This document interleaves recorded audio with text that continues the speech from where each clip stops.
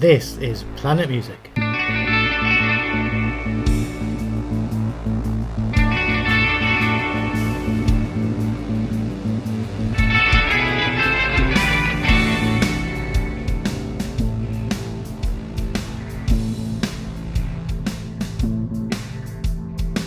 Welcome to Planet Music from the makers of Planet Marzipan. In a streaming world, we're proud to be a podcast that celebrates the art of the album. Hello, welcome to Planet Music. I'm Mezza. I'm here with my good friends. Craig. And? Mikey. And? Grae. Welcome back, guys. It's the usual gang, and we are here, as you can see from the title of the episode, to discuss Julian Lennons' album from 1991, which is called Help Yourself. Full disclosure, this is my pick, so expect a shorter episode, folks. All right? That's never going to happen. It is. I don't think any of you had heard it. You'd heard the single before, hadn't you? You'd heard Saltwater. I'd heard the single, yeah. Did you? It's funny looking at it though, because considering how well the single did, because I'm thinking back to the time when that came out. I remember it. Yeah, but I remember it being out in the summer of 91, but the summer of 91 was quite crowded with like big singles and stuff like that. And it's a song that I'd forgotten about. Really? Okay. Yeah, I remember, as soon as we mentioned it, as soon as I heard it, I said, oh, yeah, that. Yeah. But I think also because the album, you've got a top 5 single, and the album like peaked at 42 on its release. I know. I can't believe it. So I love it. Do you not think it's because of when it came out? So in 91, you're talking the birth of grunge and all the stuff that happened and everything. So people's musical direction changed. People that were into sort of rock and sort of more proggy stuff, there was a load of things happening. So it's quite possible. You're seeing that. There was 5 new entries in the top 10 that week when his album came out. Yeah. Bryan Adams went straight in at number 1 with Waking Up the Neighbours, obviously on the back of Everything I Do For You. Status Quo came in at number 10 with Rock Till You Drop. The Cult came in at number 9 with Ceremony, which you'll know, Grae. Primal Scream came in at number 8 with Screamadelica. The Pixies came in with Trompe de la Monde at number 7. Guns N' Roses were already in the charts with Use Your Illusion Parts 1 and Parts 2. And Dire Straits were at number 2 with On Every Street. So it was quite a standard. It was quite a standard rocky atmosphere, I think, at the time. There's a lot of pop further down, obviously. I think, though, Julian Lennon had got no momentum because his big hit was Too Late for Goodbyes, but that's like 3 albums earlier. That's like almost, what? Yeah, that was 84. 7 or 8 years earlier. Wasn't it? Yeah, yeah. And he wasn't really known for more rocky side of stuff. No, it's not. The heavier stuff. Yeah, it's. I mean, you guys probably realise this, having listened to it. What attracts me to it is it's a Bob Ezrin production, so it's got progressive leanings, but with more standard songwriting, I would say. Yeah, it's got a high pedigree, though, hasn't it? It's got a high pedigree. Yeah. But it's funny because you can think of Julian Lennon. He's got the name, but has he ever had a particularly big fan base? He's got a lot of publicity, and he's a lot, because he could snap his fingers essentially because of who his dad was, and the press will come running if he's got something to say. So I'm going to full disclosure. I am not a Julian Lennon fan, and primarily because of the Nepo Baby thing. That's whatever. Don't get me wrong. Some of his songs are great, and we'll talk through this album because this album was a bit of a revelation for me, to be honest. But also, if you look at you mentioned the Bob Ezrin connection. If you look at the caliber of the session musicians he's got, even his own guitarist, is really well established. But the other two, John McCurry and Scott Hunter, Steve Hunter, yeah, Alice Cooper, various other people, and loads of work with really established names. Anthony Moore is a lyricist that we all know worked with Pink Floyd and what have you. right up to Endless River. So there's loads of stuff, and there's loads of cross. If you think about it, with us having done Momentary Lapse of Reason and Toy Matinee and all that kind of stuff, there's a lot of crossover in production values and all that kind of stuff. This album was an eye opener for me, and it's going to make me go back and listen to some of the other stuff. Yeah, I think listening to it again today, there are similarities between this and Shaming of the True because of all the things you've just said. I mean, there are moments on this album where Julian sounds like Kevin Gilbert to me. So I was going to say earlier on before we started, certifiable #1 smash. There is a bit on this album where I'm going, it's all, I mean, lyrically, thematically, totally different. But oh my God, it just sounds like the same kind of batshit crazy brilliance. Yeah. And I think even listening to some of the stuff, you can see, or you can hear really, Bob Ezrin's influences that he's used on Momentary Lapse of Reason a bit, and was it later on where you've got the kids choir, it's all very Pink Well, New Floyd's, Physics Ran. New Physics. with the we'll talk about that when we get to that. Brilliant. We'll get that. We'll get to that one. Yeah. Do you not think he kind of suffers from a certain public perception, being a Beatles baby, that he should be some sort of clone of his father, and maybe even to a certain degree the record company maybe didn't market him correctly, or maybe the music press didn't accept him the right way. He didn't get on with his dad, did he? Which he always said for Beatles he wasn't really mean that's why they don't have an affection for him. I don't know. Well, that's it. He always said that he wasn't really ever in the Beatles inner circle. It just didn't happen. Was he? But was he only like 17 or 18 when his dad died? Oh yeah, he was reasonably young. Was he in his 20s?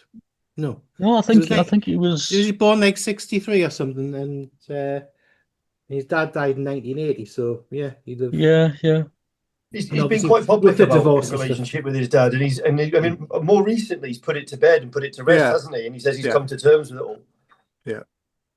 But anyway, let's get on with the Wikipedia entry for this album. So, Help Yourself is the fourth studio album by English singer-songwriter Julian Lennon, released in 1991 through Atlantic Records in the US and Virgin Records in the UK. The album was a commercial success in Europe for Lennon, spawning the UK #6 hit Saltwater, as well as topping the charts in Australia for 4 weeks. However, it did not do well in the US, where Atlantic Records were said to have under-promoted the album. It was reissued along with The Secret Value of Daydreaming and Mr. Jordan on the 8th of September 2009 by Noble Rot Records. Craig, how old were you on the 20th of August 1991? Oh, there we go. I was the ripe old age of 18, wasn't I? You were 18 because I was 17. It was released 10 days before my birthday. Yeah, it was just before your birthday, wasn't it? And there about 2 weeks before my 19th birthday. Yeah. Okay. And I didn't even have to use my fingers for that one. I'm impressed. No, you've worked that one out in advance, and you had some help from Mikey as well. There, let's have that on record.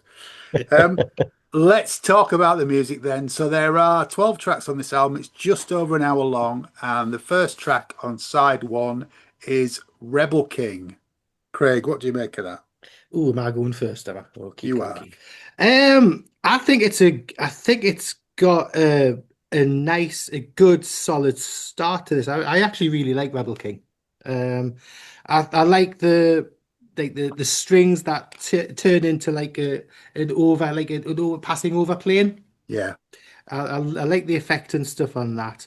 It's very the drums are quite dramatic, and the guitar riff's quite it's quite dramatic there. It's a very rocky track. I think it's got. This is what we were talking just before there about the Floyd influence.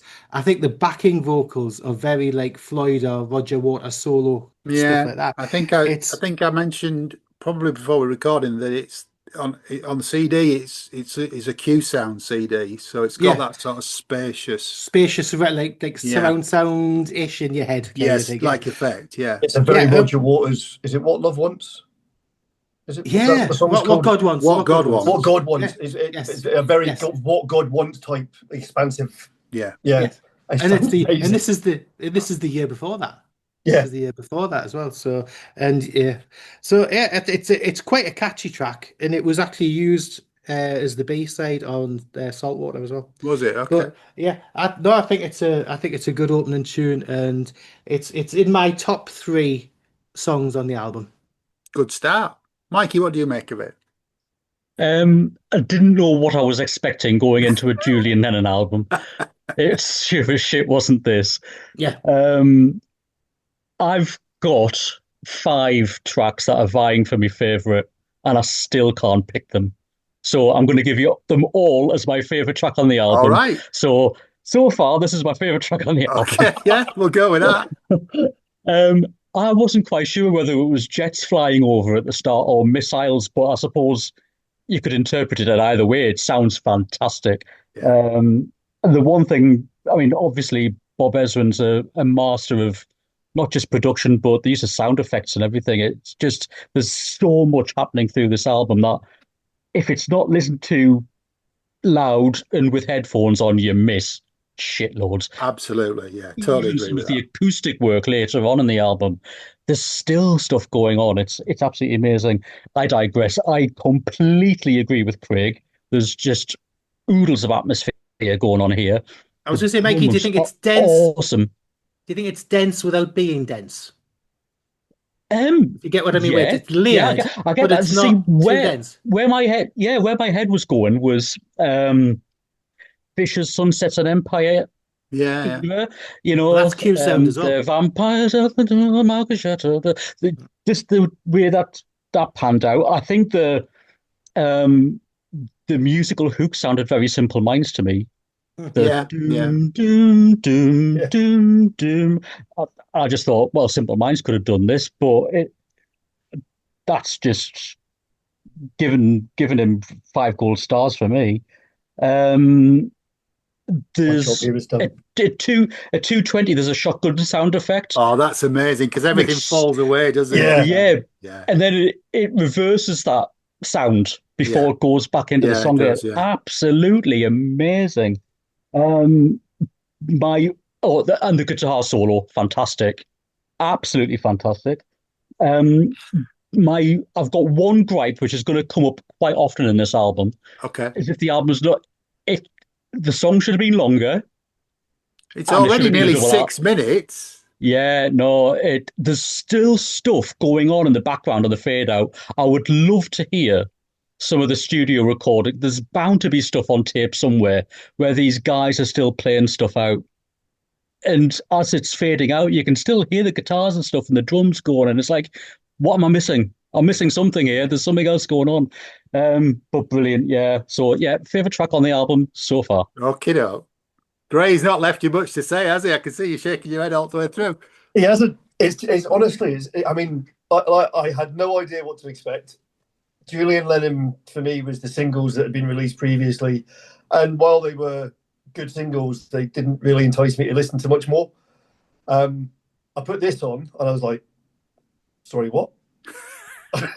The second it started, I was like, oh, this isn't what I expected. And it was nice to begin with. It was like, yeah, okay, oh, this is cool. And then all of a sudden it just goes bang. And it's like, and I'm just like, this is fucking awesome. Yeah, absolutely brilliant. And it's like you say, it's the use of effects, the use of Q sound, the use of the expansiveness, the choirs. It's a huge production. But unlike where we said the Deer Hunter started off everything but the kitchen sink, far too much all in your face at the same time, it's a James Guthrie and Bob Ezrin production and mix. It is pristine, so everything is in its place. And when you listen to it, it's just like, this is wonderful. And then that guitar, I mean, it's not even a short guitar solo, is it? No. They let it rip. It is phenomenal. And to think, I mean, I don't know if it's his guitarist or one of the 2 session musicians that are in there playing, but holy shit. And like I say, definitely one of my top 3 songs on the album. It just like blew me away, and I was like, okay, I think I'm going to enjoy this. There's a boat. I'll stop there. Okay. I mean, I'll be honest. I was like, what I was dreading was, oh my god, here we go, Beatles-esque music. No, there's only And one. There's only one, and that's next. But yeah, yeah. um, And there's a couple of bits where I think, oh no, right, okay, we're good.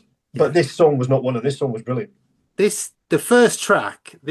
I mean, you've all said lovely things about it. It's. I mean, I'm using Barnes' word. It's epic. Is the first track. It's Roger Waters with a hook. Yes. It's like something off Amused to Death, but it's got a chorus and a hook to it. So is this "My Dad Died in a Park"? You know, My But dad died on his but doorstep. it's got that long, slow build, and then everything comes in, and all the sound effects come in, and you get to the guitar solo, and then after that, it breaks back down again to just the bass and the drums, and he's singing, "You got to shoot that Rebel King down" over the top of it. It's completely atmospheric. It's brilliant. Oh, will that be political? It should be the Democratic anthem. Well, yeah, I mean, it's quite apt for the times, isn't it? But I think it's Matt Bissonette on drums and Lou Molino, who's on the Trevor Rabin "Can't Look Away" album, which is amazing as well. So I mean, the players are all session players of incredible caliber, as you'd expect. But Rebel King's a brilliant start. And I think Mikey said, this isn't an album to put on in the background. You put it on loud or you put it on in the headphones and you get the full benefit of it because there is so much going on this. Yeah. But Rebel King's a great start. And it's my favourite one so far as well. Craig, track 2 is the single Saltwater. yeah. This was the one that as soon as I heard it, I remembered it well, and I remember it back in the day. And I think, am I going to be cynical and say that did the play on the Beatles-esque sound of it back in 91? Because by God, he does not sound like his dad on this. He really, does, really does. yeah. And the musicality and the orchestration and the arrangement is all very Beatles-esque. Yeah. It's up to that mellotron, doesn't it? Yeah, and I just think it's just really strange because in the rock world, say the rock pop kind of world, it is very, very unusual to have a single in the top 10, even in like the top 6, and then the follow-up album at least not to do something. Yeah. Considering it was airplayed quite a lot. I mean, yes, we said before, 91, that summer was quite busy for things. The Bryan Adams ruled the roost, and was it like Vanilla Ice and people like that, and all that kind of stuff was round, and Marillion's Holidays Needing Singles sank without a trace. But the album got number 7. But it's good. It's one of the early environmental kind of songs that were becoming a bit popular at the time. Well, it is, but I'll save that till it's my turn. It is a brilliant pop tune. It's written by Julian Lennon, Mark Spiro, and Leslie Spiro, and that's the only writing credit they've got on this record. So I would imagine it was influenced to put this on it because it's not really like anything else that's on here, is it? No. With the exception, maybe Take Me Home on side 2, but it deserved to be in the top 10. Yeah. It is a good tune, and it still holds up well, 34 years later. Yeah. Okay, Mikey. Just before I kick off, I forgot to mention the fact that I didn't realise until I was reading the credits of the album how much of a multi-instrumentalist Julian is. Yeah. Because I just thought singer-songwriter, having known Too Late for Goodbyes and Saltwater. Saltwater I've always loved. I have always loved this song. To me, it pulls off the Beatles pastiche just as well as George Harrison did himself with When We Was Fab, which he wrote with Jeff Lynne. The thing that always hooked me to it was the keyboard sounds, which to me are a bit Strawberry Fields-ish. Yeah. And then you've got the guitars, which are just pure George Harrison something. What I did read, funnily enough, was that Harrison was sending him riff and guitar ideas to actually put on the track, but he couldn't actually come along and do it himself because he was consoling Eric Clapton, who just lost his son that year. Yeah. And because they were very close, he was staying with Clapton. So it's a pastiche. Yes, it's a nod and a wink, and it's some sort of perverse child of John Lennon's Imagine in certain ways. Yeah. But it works. And I think the delivery of the song, apart from the hole in the sky thing, which the Earth is miraculously kind of fixed, that's the only thing that dates it. It's just as relevant now. And I think it was about 8 years ago, I think in 2016, he re-recorded it as Saltwater 25. Oh, did he? It doesn't quite have the same punch, I don't think. It's a bit less Beatlish, if I can put it. There's a nice animated video on YouTube that's available. It's worth checking out. It does bring it a bit more into the modern sensibility than what the original video did. But yeah, I've always loved this song. And I don't think I was expecting an album with Saltwater, but I was certainly expecting something more along those lines than what Rebel King delivered. And I think there's only another one or two tracks where I think I expected this is what the album to be. Yeah. So, to only get 2 or 3 tracks out of 12 is mind-blowing, because this album just delivers so much eclecticism. It's brilliant. But yeah, Saltwater's still up there. Not my favourite track on the album, but it's always been a good one. Okay. Grae? So this was where it all started to go wrong for about half a second. It started playing, I went, oh my God, here we go, it's the Beatles. Playing on that. But doing a little bit of research, obviously the riffs. So I think this is the song where the contested George Harrison solo and stuff comes in, because the riff was his idea. Some of the solo stuff was his idea, tied in with some of Julian's work, but both were played by Steve Hunter. Right, yeah. So he played the solo. He also played the acoustic part, and I think, which notably, Steve Hunter's the guy that played acoustic guitar on Salisbury Hill. Right, okay, for Peter Gabriel. So, and there's that clarity to the acoustic on this. I know it's not a picked riff, but it's that kind of clarity of sound. And I know it's a bit twee. I know it's from its time, but the lyric is what saved it for me, because I was like, actually, I get why it sounds the way it does, because it is something his dad would have written lyrically. It's something his dad would have fought for. It's something George Harrison, if you look at his charitable work and all that kind of stuff, and the fact that he helped write, I can understand it sounding either Traveling Wilburys or the Beatles, because it's got that kind of vibe in the middle section and all that kind of stuff. And it's a worthy single. It's a nice song, and I really like the sentiment of the lyrics.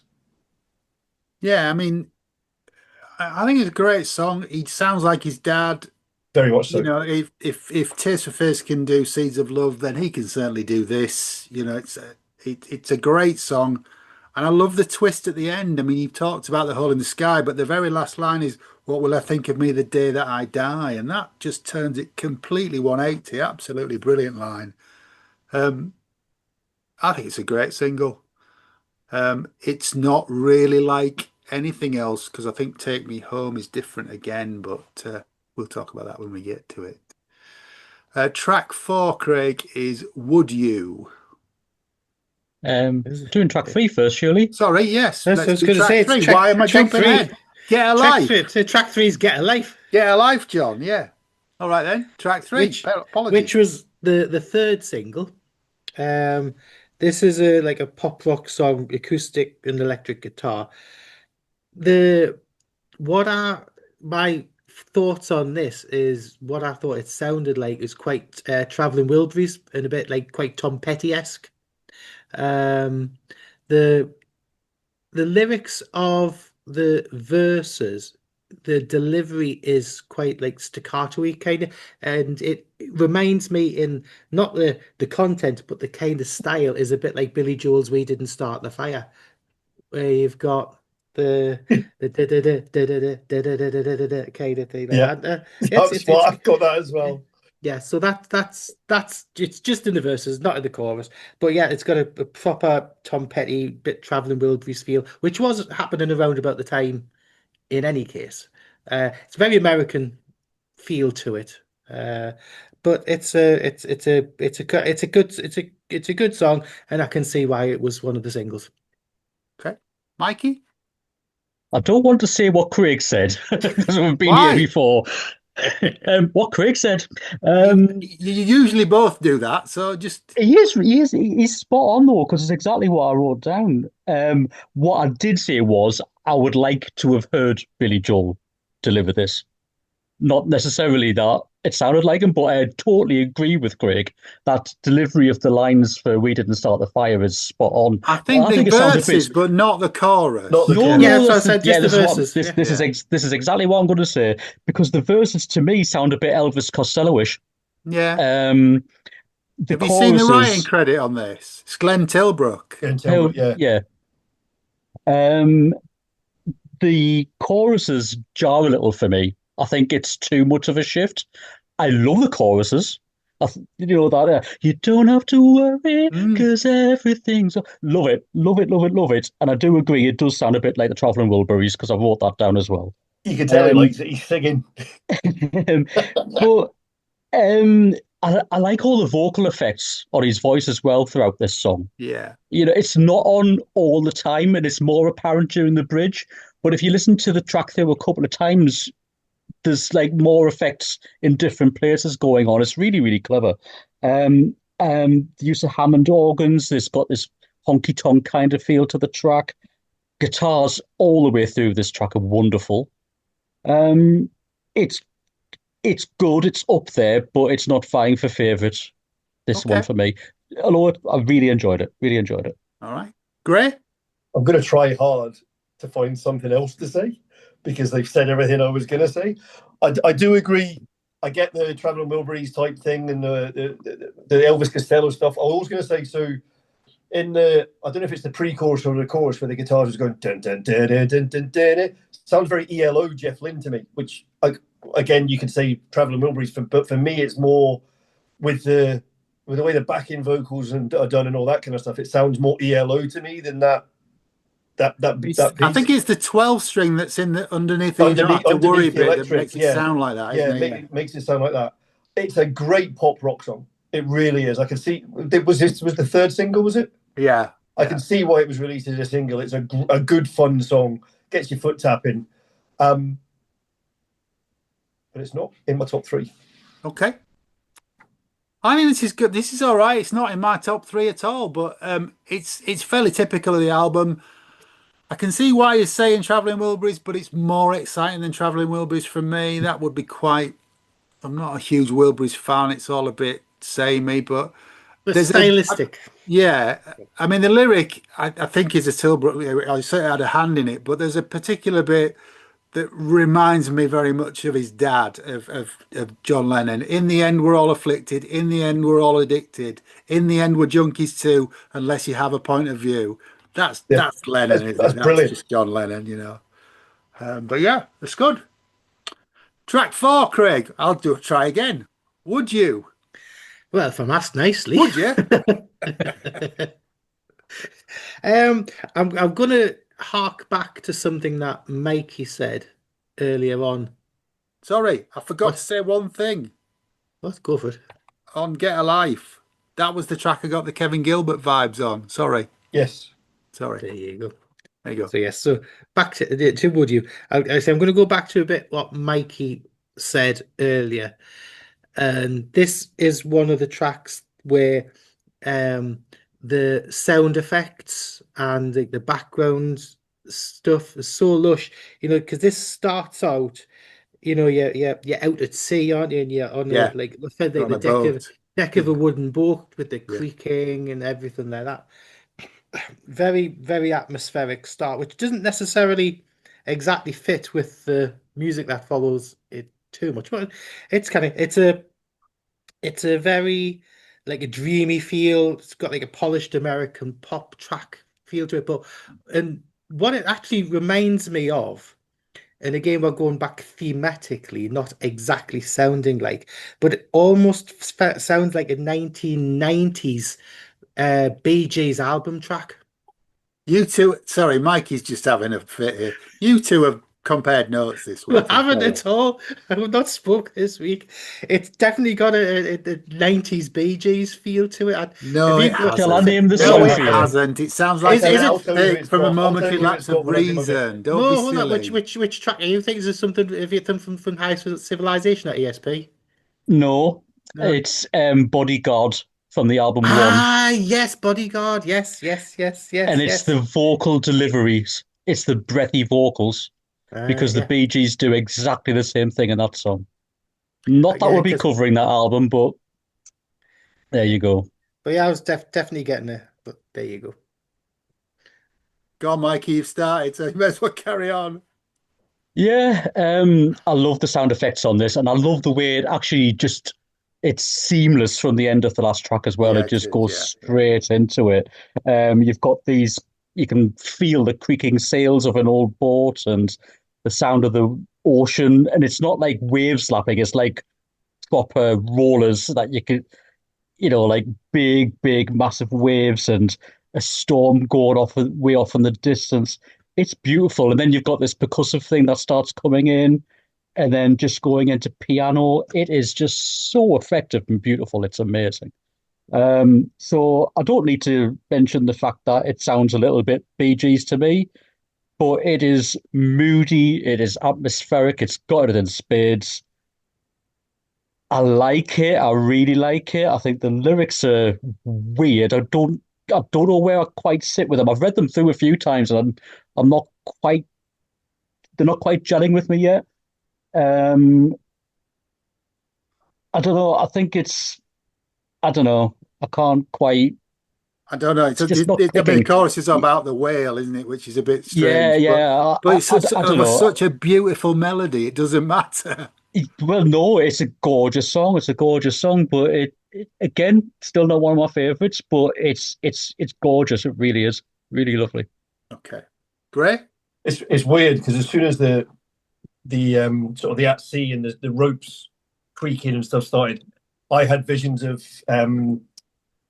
Sturgill Simpson's A Sailor's Guide to Earth because that's how that starts as well. And I thought, oh, we're gonna get like Americana type stuff, and then this gonna. What I find it really a lot of the album, I think Hugh Padgham should have had credits for it because it all sounds like stuff he would have done. The way the drums are, the way the production is, it's very, I very. think that's of its time, though, isn't Yeah, it? yeah, yeah. I don't. But this, I think.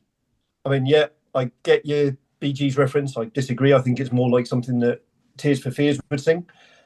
But also, I think the sounds on it and the production of it is very Testify / but seriously Phil Collins because he'd slowed everything down and lowered the impact of everything and made it all kind of nice.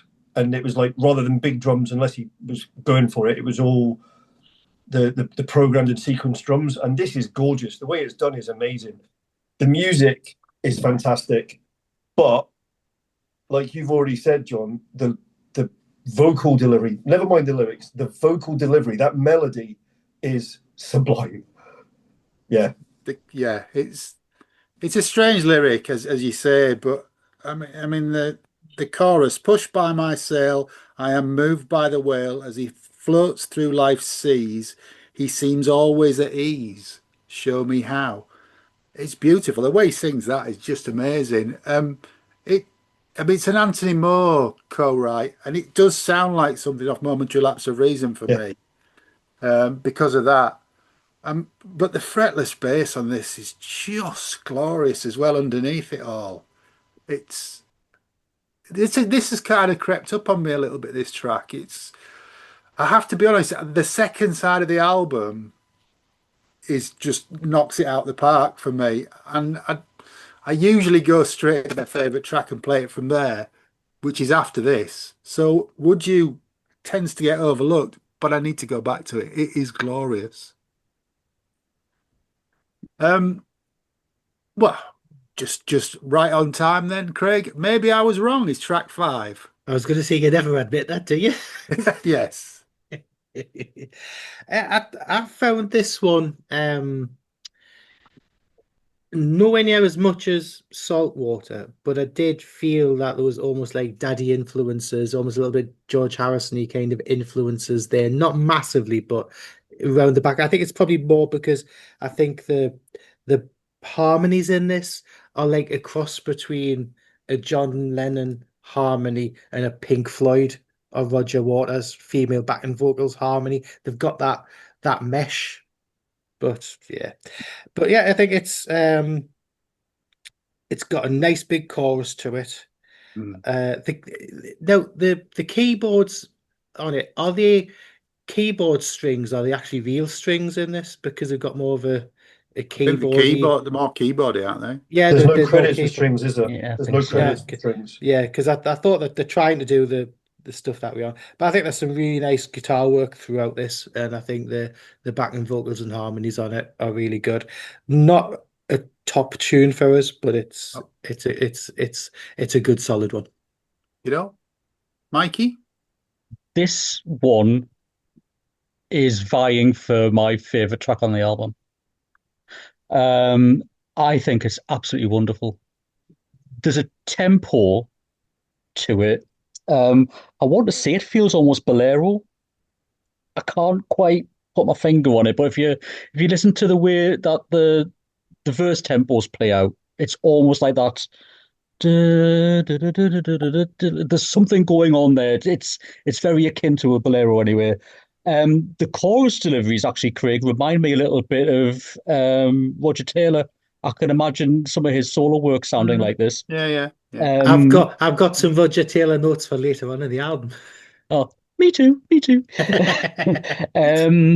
I think them noises that you're on about, Craig, there's these keyboard droning sounds which go on off and on throughout this track, which sound It's just absolutely like wonderful. a wash, though, isn't it? It's like a Yeah. But you've got like other keyboard work on top of that, and the guitars on this again are just absolutely wonderful. And again, it's another one of those fading out too soon moments for me. This could have gone on for another 2-3 minutes for me. I think it is absolutely sublime. I'm going to say this about another 2 or 3 tracks on the album, but so far, this is now my favorite track on the album. Okay. Grae, what do you make of it? I don't know what they were listening to. Really? Yeah. So, it's weird. So I think the saving grace on this song is the musicianship and the production. It is, like Mikey says about the guitars that are noodling away and quite, it's tastefully done. There's little things happening.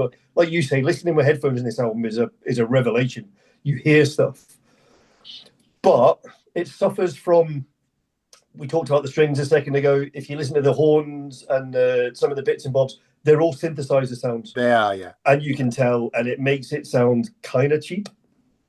I love the backing vocals, the bit where the chorus and stuff gets big and it goes into that sort of Roger Waters, Pink Floyd style, big, anthemic, is great. But the whole thing just kind of falls flat for me, and I don't know why. It's got all the right ingredients and it's really well done, but there are things on this album which blow it out the water. Yeah, there are. Yeah, I agree with you on that. But I think it's worth it for the hook of the. I mean, it's hardly a chorus. I mean, it's just the line. Maybe I was wrong to believe it was you. But the way he sings that and the melody there, it's worth it for that payoff. It really is. It's wonderful. I think it's great. I mean, yeah, you're right. There's a lot of synthesized brass on it, but it doesn't sound in the same way, to use our other band, in the same way with Fantastic Place, you forgive him. Yeah. I can forgive him for that on here. So I think one of my problems with this album, and I'd have to sit down and write them all down because I can't think of them off the. But there's a bit in this song where the synth goes and it sounds like something from another 80s single that was huge. And there's another bit with a midsection where you think, actually, I've heard that lyrical construct before. So there's bits in this album which I think, I've heard it before and I've heard it bigger. which I think is what's particularly this track's one of them. There's another track Right. that feels the same, where I'm like, yeah, I know what you're doing, but people have done it better. And with the musicians you've got, you should just have fucking gone for it and let it rip. I just, yeah. Okay. Maybe it's a Bob Ezrin thing, or maybe it's the production. I don't know. I suppose it can't even be. I mean, they seem to have thrown a lot of money at this album. Looking at who's on it. Yeah, I think it's just we've thrown loads of references around about bands that we can hear in this, and we talked about the people, the people, the session players have played with, who Bob Ezrin's worked for, Anthony Moore's worked for, James Guthrie's mixing, all that kind of stuff. We know all the places, and I think at times their influences come across as diluting Julian Lennon's intent in this. Sometimes there's bits of it, just every now and again I think, yeah, I've heard that before. Okay. I mean, it's a 12-track album as well. You've got to allow him. I'm not saying it's bad. It's just this song is not the best for me. Okay. Let's move on. Track 6 is Help Yourself, Craig. Why, thank you. It was a self-service.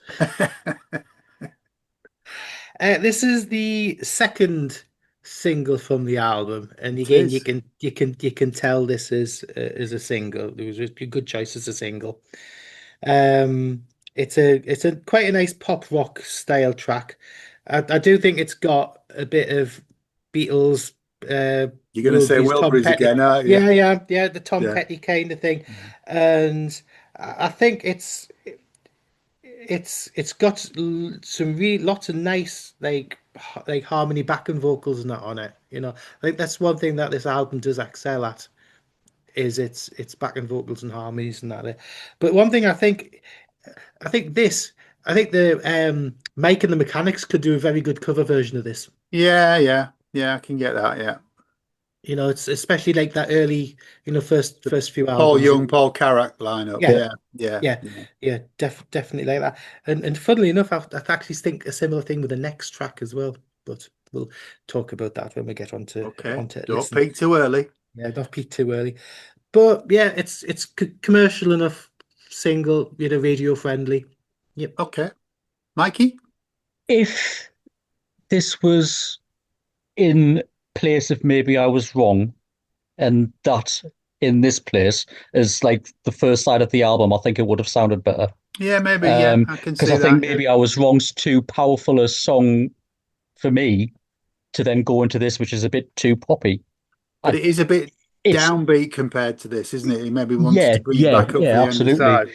I think this is the first song on the album that I was probably expecting the album to sound like. Yeah. The fact of the matter is, it is sorry, get my teeth in, a single, obviously sounding track for me. I don't think Get Alive sounds like a single. I don't think it probably should have been a single. I'm wondering if they picked this as a single because it's the title track of the album. To try and sell some albums. Very possibly. It's got a lovely driving rhythm to it. I agree with Craig entirely. The backing vocals and the double tracking on the vocals is just sublime. It just gives us such a depth. The guitar melodies running through it are absolutely sublime. The solo that runs through it, it's got Pink Floyd leanings. The only gripe I've got about this one isn't the fact that it fades out too soon, it's the fact that it's got a too abrupt an ending. I just think it could have been played out better. It's like I'm just getting into the guitar work and then, it's finished. It's like, give the guy a chance to play out. I don't know whether it was Julian playing or one of the other guys, but it's like there's a couple of really frustrating moments on the album for me, which is like, just let the music play out. And this time it didn't. I like it. It's not a bad track, but it's not at the top of my list. No. Okay. Grae? So this track quite surprised me. I get the I get the Tom Petty thing. I love the way it's the lyrical interplay with the music and stuff that he does as well. The Tom Petty thing, I think, is from the fairly standard din, din, din, din, din, din, sort of rhythm that goes on through it.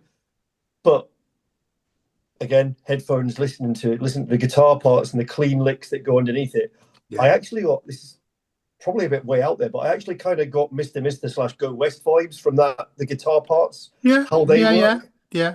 You know what I mean? And I love them, by the way. So for me, Have you heard Mr. Mister's Go On? yeah, I love that album. Love that album. stunning.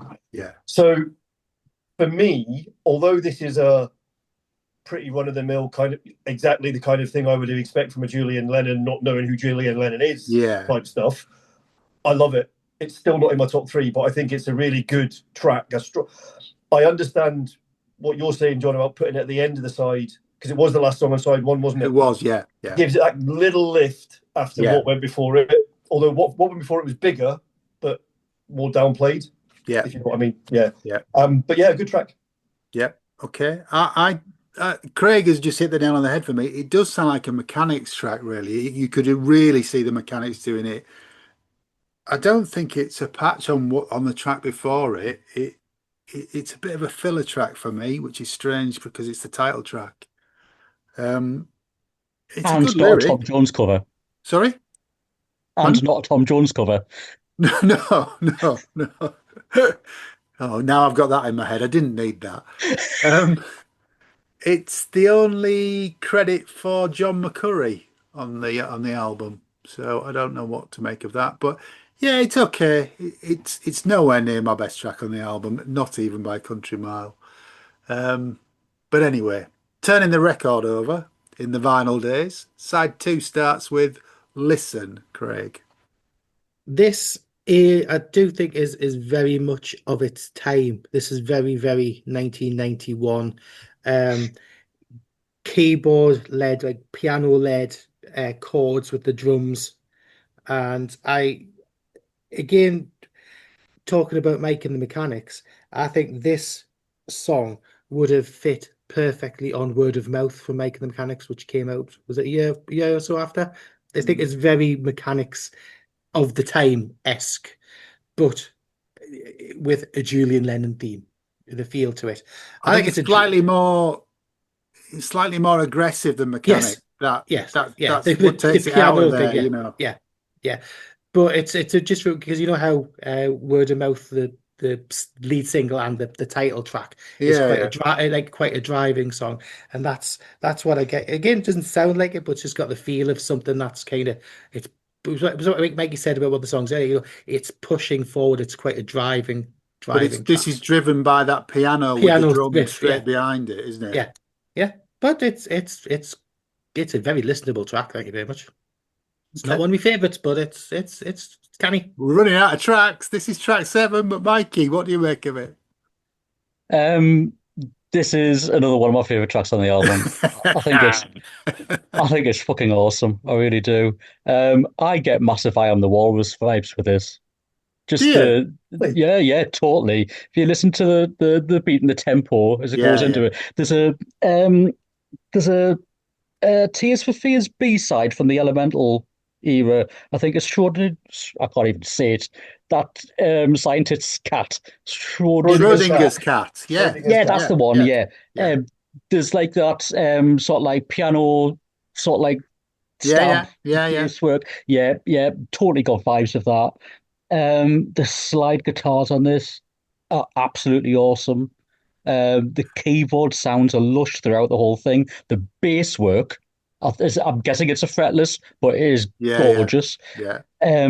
You're not leaving Grae with anything to say. You've got vocal filters and effects going on throughout the whole thing. The choruses are so uplifting.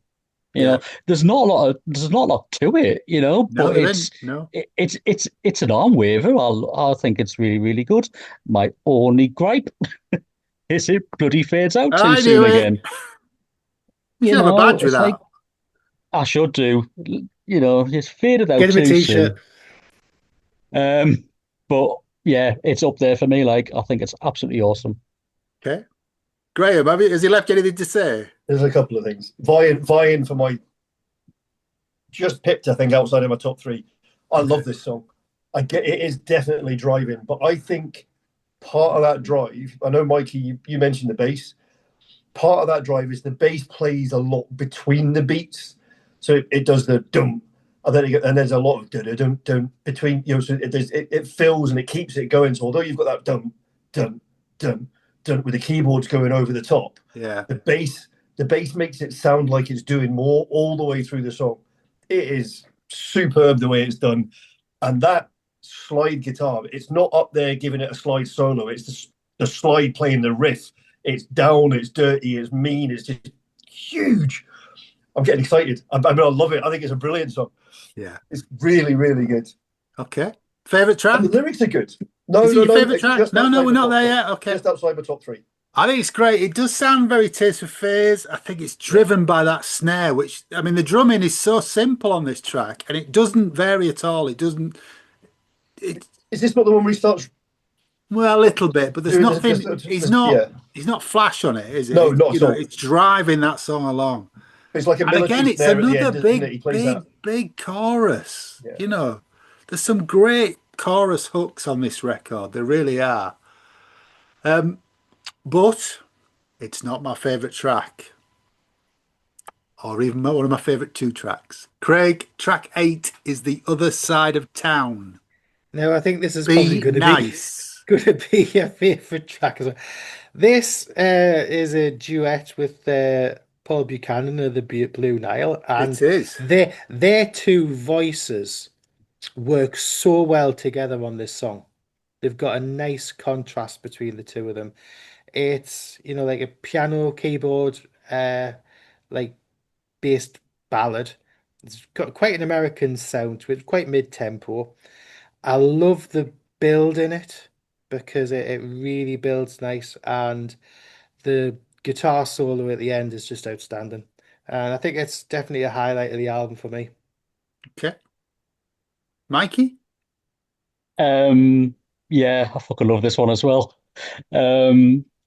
Yeah, totally agree that I mean, first listen, having not read the sleeve notes and what have you, I didn't know that this wasn't Julian, you know.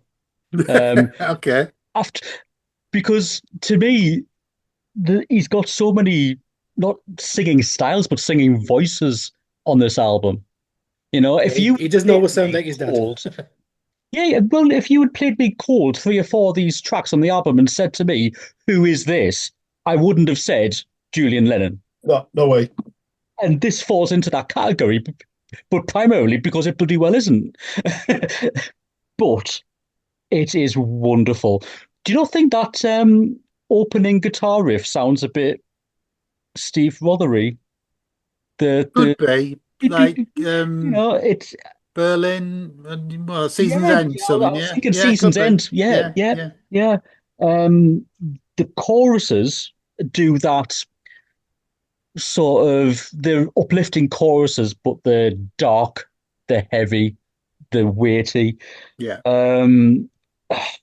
Yeah, it's another one that I haven't written a lot of notes of because it was one of them ones where I've just played over and over and over again just to absorb myself in it. The guitars do that rip-roaring solo towards the end. And then what does it do? Bloody fades out too soon, doesn't it? Yeah. But way too soon on this. Like, way too soon. You're still in guitar land where this gets faded out, and that's naughty, smacky back of hands for me. But I bloody love this track. It's vying for top position. If it wasn't for that fade out, it nearly got to number 1. Graham. This is deceptively simple, this song. Deceptively simple. It's gorgeous, really simple verses with that sort of the it sounds expensive, this one, compared to what I was saying earlier on. This sounds like it should with the money that they've spent on the album. The keyboards are lush. The guitar part sounds like a Mike Rutherford type, the delay, the slapback echo and all that kind of stuff. It's beautiful. The lyrics are fantastic. The way it's sung is amazing. And then, like you say, Mikey, that uplifting chorus, well, you get the impression it's uplifting until you listen to the words. You know, when the sky falls down, do you think it'll make a sound on the other side of town? Like, really? But it's, and then but even though it doesn't grow, but as it goes on, that the guitar starts well before the solo. You can hear things underneath. You can hear little bits coming in, stuff, and it keeps your attention So it sounds like a really simple verse, chorus, midsection, verse, chorus, solo. And then when you pay attention to it, there's all these little payoffs with things that happen everywhere else. It's such a well-produced album. And this song is in my top 3. This song is in my top 12 songs of all time. It's fucking amazing. It's just unbelievable. Absolutely fucking amazing. It's the reason we're reviewing it now. I can't read the lyrics to you because it'll make me cry. We Paul made a habit of Buchanan's it. voice is just gorgeous. If you know the Blue Nile, you know Paul Buchanan's voice. And that juxtaposition from Julian to Paul Buchanan, it's just beautiful. I thought, I misremembered when I was talking to the guys that I thought Gilmour was on the end of this because it is a Gilmour-esque solo at the end. He's not on it at all. But it I think sounds this is the like John him. McCurry one. Yeah, it sounds like him. If you listen to no other tracks on this album, play this track. This is fucking amazing. And I'm just listening to it right now and the guitar solo started, but it's, yeah. I mean, the lyrics are just brilliant. Open the door to me. It's raining outside. Drenched in life's misery tonight. This lonely night. Day for day with the stars falling at our feet. All the time we were living down on Easy Street. It's brilliant. Absolutely brilliant. And from there, from the sublime to the ridiculous. Track 9 is called New Physics Rant. Craig. I'm going to use my Craigie Poo's patented statement of off its baps. It is. It is. It's absolutely off its baps. I mean, to be fair, New Physics Rant, it should really be called like New Philosophical Rant rather than Physics Rant because it's very much a science versus the soul kind of theme with the track. And doing the patented, what do I think it sounds like? I think David Bowie meets Talking Heads. Yeah. You've got jiggy together and kind of, and just blurted out in this stream of consciousness. No, it's like I say, it's off its baps. It is a bit of a strange one, but it's very listenable, and I mean the addition of the kids chorus in it. It's not Scout quite. Troop Choir. Is it a Scout Troop Choir or something? It's a scout troop choir, and it's the San Fernando Valley Girl Scout Troop 592. So we need them on the next Marillion album, I think. Yeah, it's got that, even though it's not, but it has got that feel of another brick in the wall with sound to it with their voices, not what they're singing, but just that. Yeah, it echoes that. But it's off its baps and it's entertaining. Okay, Mikey, can you describe New Physics Rant? Bonkers. I absolutely love this. I think it's absolutely just dub-tastic brilliance. I agree with Craig. As soon as the opening lyrics came in, I thought, hey up, Mr. Bowie's turned up. And then the vitriolic chorusy bits, which are spoken by the physics professor, if you like, I kind of got this Magnus Pike meets Roger Waters delivery. Yeah, it's very. I was thinking of Magnus Pike hyperactive type of thing. You know, he gets more and more animated as the verse goes on, doesn't he? Yeah, definitely, because obviously he was involved with Thomas Dolby's "She Blinded Me with Science." Yeah, and that was the first thing that sprung to mind when I heard this track.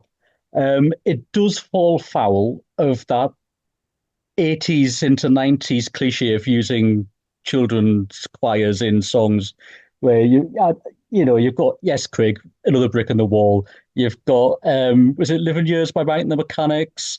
Yeah, there's a choir, not kids choir. There's a choir on it, but it's that. Grandad. I think there's a few little. It works though. I think there's certain songs where you think, I don't know, this seems a bit shoehorned. It's not it's there's no one quite like Grandma kind of thing. It's not going down that route. But I just love the cut and paste jobs, the editing involved with this. All the stop and starts and sound effects going on. It's bloody amazing. I mean, it's a bit of fun. It does take you out of the album a little bit. Um, I but might ask you I later on really enjoyed what it. your preferred running order is for this album, because I think you may have a slightly different one. But yeah, Yeah. But Mad as a box of frogs. it's it's nowhere near the top five tracks on the album for me. I think it's definitely different. Um, but I love so much of this album that it's like I say, it's very hard to pick favorites now. Um, on my first listen, this was number one or number two. It's right. just other ones have grown on me, and I've getting into the more atmospheric stuff than the more eclectic dubby stuff that's on the album. Yeah. So, but yeah, it's brilliant. It's a producer's dream. It's amazing. It's Yeah. amazing. Great. So I'll be honest. See, the first time I heard this, I thought David Bowie had guested vocals on the album. Seriously, I was just because you said don't listen to it in the background. I had it on, but I was doing other stuff, and I'm like, hang on a minute, who? What? And I had to really concentrate to realize it wasn't. The song itself sounds to me as if David Bowie has guested on a Peter Gabriel track from the Us era. So like Steam or something like that. That production, the way the drums and the bass are doing the interplay at the beginning and all that kind of stuff, it sounds very Gabriel-esque to me, that kind of production style. But then, I said there's a song on here that gives me that kind of certifiable number one smash batshit crazy kind of like whatever. Yeah. This is that song. And it is absolutely brilliant because it is so bonkers. I absolutely love it. There is everything. If it was done badly, it would be awful. Yeah. But it's produced so well, it grows so well, and it just gels as an idea. And it's in my top three songs on the album. Yeah, me too. I think side two is a journey. It really is, the way that the tracks rise and fall. You couldn't put this track after the next one because Imaginary Lines is similar, has some similar tricks to this. I think New Physics Rant sounds a bit, there's a bit of Talking Heads, Craig, kind of a bit of Tom Tom Club. There's some very clever splice edits on the bass that you just, and I think the choir, the kids' choir, is absolute genius. It's nothing like Another Brick in the Wall. Nothing like it. It's the antithesis of the guy ranting, the teacher, or whoever's ranting, and then it cuts from that to the kids singing "Everywhere Our World's Expanding," "Journeys Through the Soul," "Past all thought and understanding, science or control." But much better than I've just said it there. It's absolutely bonkers, as you've all said, but it's brilliant. It's really good. Track 10 is very different, has a very different feel to it, Craig. It's called Take Me Home. Yeah, this is almost a Tom Petty-esque, George Harrison-esque acoustic led track. I think he's vocally sounding like his dad again on this one, a bit, but to me this is a fairly middling, average, standard track. I don't think it stands out for me, but there's nothing wrong with it. See, I don't actually think there's a crap song on the album. Okay, Mikey. I think it's a necessary breather after that last track, to be completely honest with you. It's one of the ones on the album that I thought, this is what I was expecting. I agree, it's back to his sort of like sounding like his dad's Saltwater delivery style. But the acoustic guitar work through this, absolutely wonderful. But what made it for me was the the electric guitar sound effects that are going on in the background behind it all. I was tuning into that more and letting the acoustic guitar kind of wash over me because that electric guitar work is just making noise and it's just gorgeous. It's absolutely gorgeous. And for such a simple sounding track, again, the production on it just takes you off in other directions. There's so much going on that's so way back in the mix. It's wonderful. Yes, it's not one of my favorite tracks on the album, but that's only because there is so much other amazing stuff on the album. I enjoy it. I think it's a necessary breather because for me, like you, John, side 2, inverted commas, is fucking amazing from start to finish. Yeah, really is. And I think this is nicely placed. There's nothing on this album I would swap around apart from track 5 and 6. I just think they need flipping. I think that this is one of them albums that's just perfectly paced. It really is. Okay, great. Take Me Home we're talking about, isn't it? Yes. I love it. And I love it because it's that breathing space between what came before and what's about to come next. Yes, yeah. Again, it's the simple, like Mikey says, if you just listen to it, it's a simple song. You've got that nice acoustic guitar piece and all that kind of stuff, and the underlying sort of rhythmic section, the keyboards and stuff. The lyrics are really, it's that kind. I'm not sure if it's unrequited love or if it's wishing for something that doesn't exist. Well, kind of the same thing, but you know what I mean. If you take me home tonight, you won't be alone. If you take me home tonight, I won't be alone. The way the wordplay on it, I love the sentiment in the song. I think it's beautifully done. And again, it's a headphone song because you do, like Mikey says, you hear things in the background. You're going, oh, didn't hear that when I first listened to it. It's not in my top 3 or 4 songs, but that doesn't mean it's bad, as Mikey says. This is one of those albums, without giving a spoiler to my end vote, this is one of those albums where I don't think there's a bum note on the album. I think overall the album, I mean, don't get me wrong, it's not all at the same level, but I don't think I would say anything didn't deserve to be on it. Okay. This is one of my favourites on the record. Yeah. It's because it's so simple, but the lyric is just amazing. I think to me, it's a relationship that's broken down, and he doesn't want it to end. He's trying to, sometimes our emotions make it hard for us to see that at the heart of loving is respect and honesty. And sometimes I'm afraid that I give less than I should give, but this time I will hold you for as long as I live. We need to stop. Gorgeous, isn't it? We need to stop. It's amazing. It's amazing. Anyway, back to batshit crazy, Craig. Imaginary Lines. I think this is quite a really good anthemic rocker. I do like this, and it has got.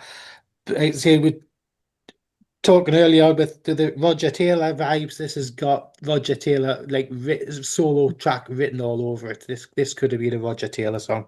I think it's an absolute corker, and this is actually one of my favorite tracks on the album as well. I really, really like it. Really, really like it. Okay. Mikey? This is vying for my favorite track on the album.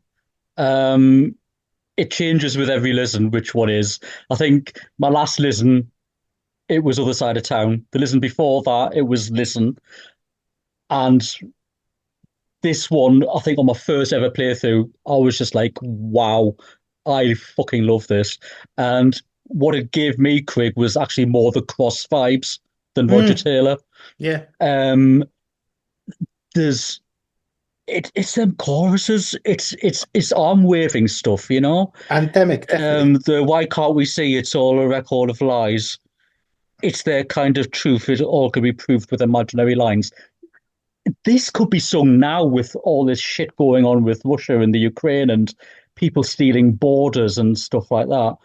And then you've got that juxtaposition with that bit in the middle, the spoken part with the children diving, diving and the imaginary lines. Yeah, I got that sort of thing with, like the children used to always swim down at like a line to get to the oysters and use it to swim back up. But with the intervention of trawlers, those lines were got rid of. So that was meaning that the children were drowning because they couldn't get back up to the surface in time. I think it is just mind-blowing lyrical content. It is so clever, so clever.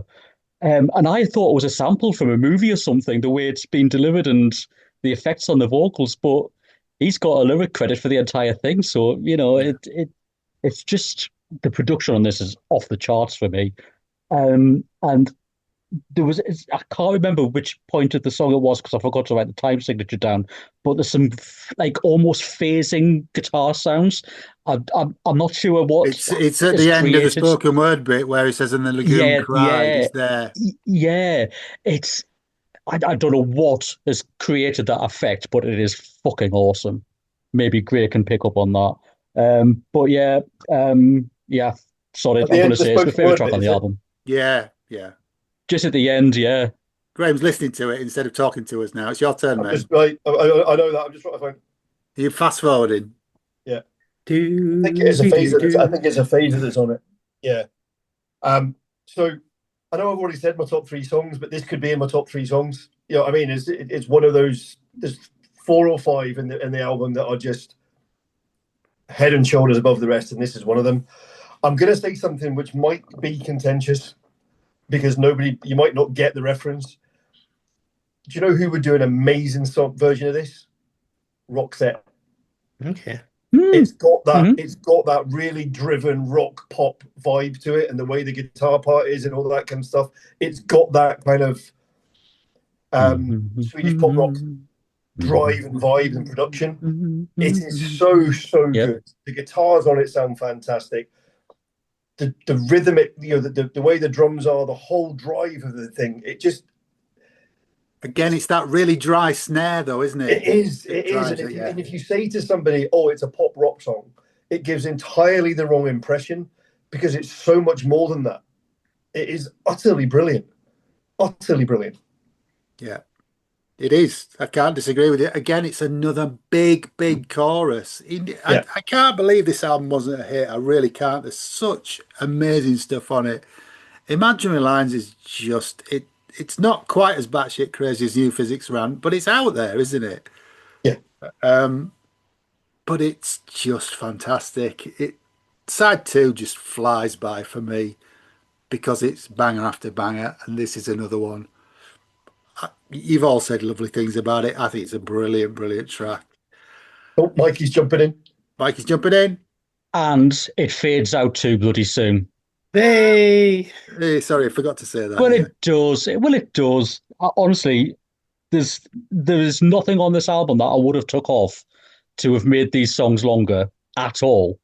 But I would love to have heard some longer versions of these songs. Or just to have been sat in the studio while they were recording it. They made a vinyl of an album that's over an hour long, so I'm not. I think that might have been a limit to it, if I'm honest. Anyway, track 12, last track on the album, Craig, is "Keep the People Working." Yeah, it's a bit of people politics. This one, factory worker chant and stuff like that. I think this has also got a little bit of a Roger Taylor vibe, but it's as if Roger Taylor got together with the people who did Rent the musical and just mashed it up because it's almost got like a modern musical. Did you say Rent the musical? Rent, yeah. Fucking love that show. Yeah, or it could even be like Team America World Peace. Everybody has, My daughter's done Rent actually. Yeah, but it's got that just different feel to it. It's a very different track. It's it's quite a political track and quite a people power track. As an album closer, yeah, it's a very interesting song. Very interesting song, but yeah. It deserves to be the album closer because I don't think it would have fit anywhere else on the album. But it's a bit of an odd closer compared to what's actually gone before it. It's a bit batshit, but it's not batshit in the way that. What would you have finished the album with? No, I think this. Okay. I think it because this fits where it is. Yeah, and he's trying to end it with a statement. Okay, Mikey. I think this is absolutely fucking genius again. Um, this was an Anthony Moore co-write, wasn't it? It is, yeah. Yeah. Well, it's not a co-write. It's just an Anthony Moore Oh, song. just a him, right? Yeah, yeah. Yeah. I was going to say it's nothing like Dogs of War or The Turning Away, is it? No, it's not. No. um, I love the sound effects at the opening. There's just again, it's like the production on this album is just so clever and meticulous. And but the drums make this for me. I think they are absolutely outstanding, and the guitar work on this is equally as impressive. I tell you what, Roger Taylor song I got the vibes from this, Craig. Can you remember Freedom Train from the Happiness album? Mm. It's basically just fucking drums. It's yeah. Yeah. And you know what made this for me was that fairground music playing out at the end. Yeah, it's a good way to end, isn't it?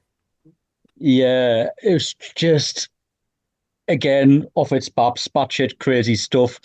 I think it's a good end to the album, but in hindsight now, just talking about it, I'm wondering if had Imaginary Lines been a little bit longer and not faded out as soon, whether that would have been a better ending to the album. Maybe. And maybe. this had maybe been a hidden track. Yeah, yeah. You know, like a bonus track or something. I don't know.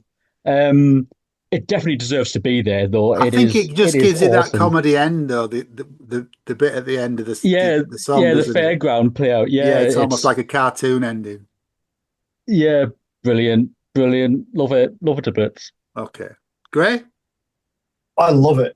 It's almost like the way it's put together to me. It's almost like sort of the rhythmic. Don't know if any of you ever seen Muse live. Was it the Systematic Chaos tour where they had all the drummers at the front with the all that kind of. You can imagine that on stage. You can imagine the people like big kaito drums. Are they called the big Japanese ones? Giving it all big licks and driving that. It sounds huge, but then over the top of it, it's got what I would call. It's almost like a Plantation lyric. It's almost like that. The way it's done is that kind of call and response, kind of. Yeah, that sort of work song type thing. Yeah. It is so good, so driven. It again, like half of the album, sounds like nothing else on the album. No, and yet it fits on the album. Mikey said about 3 times, "This is not what I expected to come next," but I think that's what makes the album so interesting. You don't know what you're going to get from one track to the next. You go from batshit crazy to gorgeous acoustic thing to a really driven pop song to this, which is a phenomenal end to the album, and that kind of comical release at the end, like pipe organ at the end. It's so good. Yeah, it's a great way to end the record. I think this is a wonderful record. I mean, what else can you say about Keep the People Working? You've all said. Described it really well. I think if you've never heard this record, you really should give it a listen. It's amazing. The fact it wasn't a hit is criminal. It's absolutely criminal to me. As I said before, if you only play one song, play The Other Side of Town. But give it time. Just take an hour out and listen to the whole thing.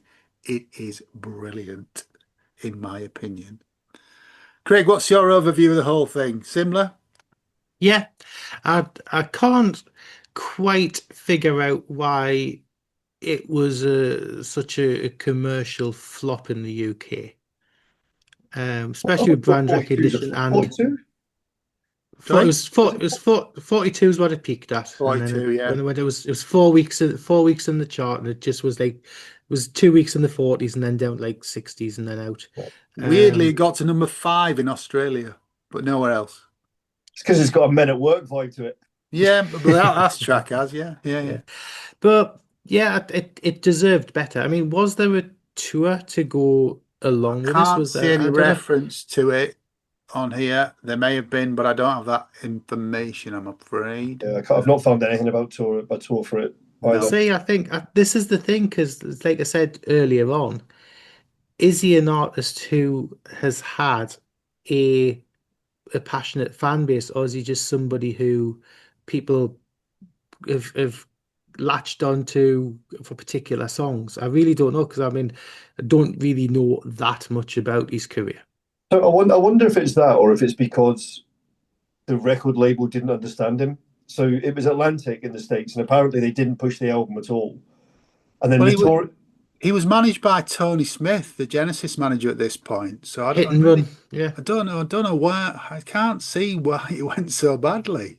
So, and I just think at that time, if you look at what the state, so it got 42 in the UK album charts, and that was a Virgin release. So Virgin would understand him because they're used to that type of artist.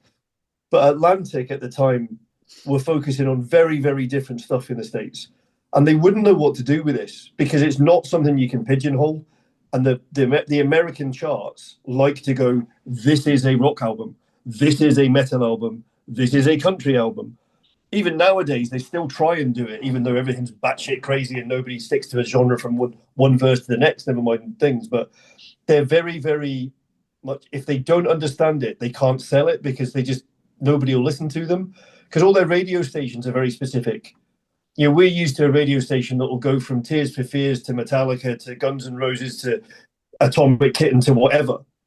The States don't do that. The States have FM channels that are dedicated to a genre of music. They have very, very few channels so they don't understand it. And I think that's possibly why he would have suffered as an artist, because unless you went to him because of the name, you're not gonna understand where it fits. He didn't. All he did in 1991 were radio shows to promote the album, and he played Saltwater at every one of them. And a track called "Loving Is Easy." He didn't tour. So I think that's probably got a lot to do with it, because if he'd booked a tour, I think people would have wanted to go and see him. And then, you know, it's the old thing of like, If you build it, they will come. Yeah, a tour is, you know, meant to promote an album. An album's meant to promote a tour, whichever way you found, because the whole symbiosis kind of thing. So if there was nothing to get people excited by, I think. Do you not think that this album would have been difficult to replicate live without being very expensive? Yeah, Probably, yeah. I do not for 1 minute think that they would have thought twice about the financial implications of a tour. I don't think that would have been, because it's not like he was shy of a penny or two. No, but if the album hadn't performed, Virgin certainly wouldn't have fronted any money for a tour of. But usually the tour would be booked before the album was released. It doesn't happen. It's it's a case of back in the day, your tour was you had your release date penned in 6 months before an album came out, and your tour was pegged to be around the time of a tour. So, and with it being a top five and a hit single, they knew that they were going to get a hit single out of that. So I bet you knew that the New Farewell were going to get a hit single out of it. Unless he didn't want to tour, whether he doesn't want to be a touring artist. It's a bit weird as well when you look at what they spent on the album. Or I don't know how much it cost, but if you like Bob Ezrin, Anthony Moore, James Guthrie as a sort of production team, writing team, and then the session musicians that are involved. I mean, if you look at the people that they've played with, you know, John McCurry's played with, Steve Hunter's played with Billy Joel. He's played with Alice Cooper. He's played with all sorts of people before and after. Huge artists. So the cost of those musicians on a daily rate would have been huge. So they're not shy of a few bob on the album. It just seems odd that they wouldn't promote it. I don't. He's not. If you look on Setlist FM, there's not a lot of Julian Lennon set lists, so he's not really toured in it to any sort of degree. Right. Okay. I mean, he's toured a little bit more than he did for this album, but he's not a prolific live performer or anything like that. Maybe he's never been comfortable in it. It's a long-term thing. Some people are like that. It's deleted on CD and on vinyl now. Mikey's about to purchase or has purchased whichever a vinyl recently, haven't you, Mikey? Yeah, eBay's got a few copies. If you look on Discogs, you're barking up the wrong tree. There's just nothing there unless you're in Europe. For the vinyl, that is. Yeah. And as we say, it was re-released. What year did we say? 2009. 2009. But I think it's harder to find on those copies. The Virgin, you can get copies of the Virgin CD for £5 or £6, I think, on Amazon and eBay. So, And obviously it's on the streaming services. So yeah, it's on streaming. I played it on Apple Music this morning, so it's definitely there. But, Mikey, what do you think of this record in a couple of sentences? I'm pissed off that I didn't get it in 1991 because this would have been right up my street back then anyway. Yeah. Honestly, it's awesome. I totally agree with you, John. I think if you're going to pick a song or two, if you don't want to listen to the album, I would pick out Other Side of Town, Listen, and Imaginary Lines. They are just mind-blowingly awesome. But then the entire album is, I've thoroughly enjoyed it. Yet again, kicking myself. Should have been playing this for years. Well, thank you for that. Grae, what do you make of it overall?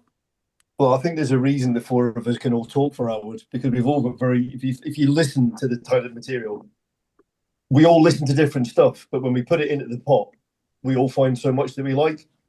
For me, this is a revelation. I said it right at the top. This was a revelation to me because I'd written him off without listening to him. I'd heard a couple of singles.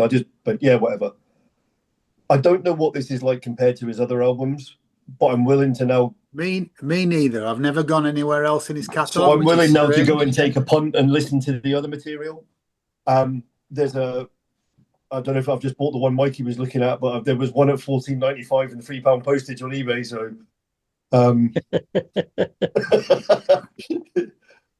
Yeah, I mean, it's got everything. If you listen to the references we put in, the Elvis Costello stuff, Tom Petty, okay, the Beatles, there's the Cross, there's the Billy Joel type stuff, there's the delivery, all that kind of stuff. It's a real melting pot of an album, but it's one of those rare occasions where, although the style is, when Harry Styles' first album came out, right? My daughter sent me a link and I went, it's brilliant, but it's not an album because it doesn't gel. Everything's different. It makes no sense. And it didn't work. This, however, everything's different, but there's something that goes through the album that makes it all work as an album. Yeah. It is just, I cannot believe I didn't know the album beforehand. And I'm really gutted that I missed it at the time because it would have been something that I'd have paid attention to. Well, funny they mentioned that about the Harry Styles album, because when I listened to that, I thought exactly what you said. It wasn't cohesive at all. Oh, it was batshit. It's like it was all over the place. But yeah, his second album's more refined. He's pulled it into a yeah. Anyway, that's what we think of Julian Lennon's Help Yourself album. What do you think of it? Let us know in our Facebook group. Planet Marzipan presents Planet Music. That's correct, isn't it? Indeed. All that remains to be said is thank you to my guest presenters. No, they're not guest presenters. To my co-presenters, Grae Tennick. Thanks for having us again. It's been a pleasure. Thank you. Thank you, Mikey K. Thanks again, guys. And again, John, fabulous choice. Thanks very much. No, thank you. And thank you to Craig. Well, thank you, young sir. All that remains to be said from me is it's good night from me. And it's good night from him. Take care. And stay alive. Yay!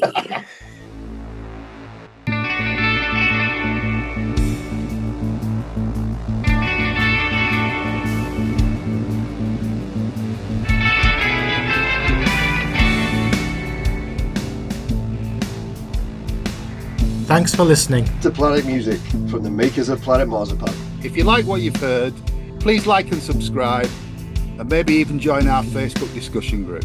You can contact us at planetmarzipanpodcast@gmail.com.